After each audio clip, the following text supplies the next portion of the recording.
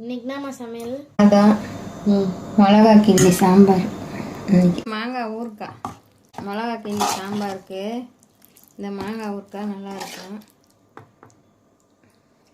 மாங்காய் ஊறுக்காய்,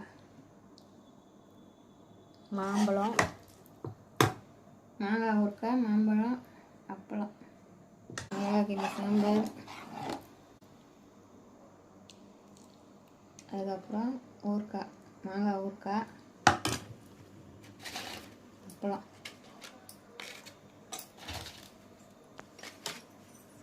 அப்புறம் இதான் இன்னைக்கு சமையல். மிளகா கிள்ளி சாம்பார், மாங்காய் ஊறுக்காய், மாம்பழம், அப்பளம் செம்மையாக இருக்கும். அதுவும் அந்த சாம்பாருக்கு இந்த ஊறுக்காய் சூப்பராக இருக்கும்.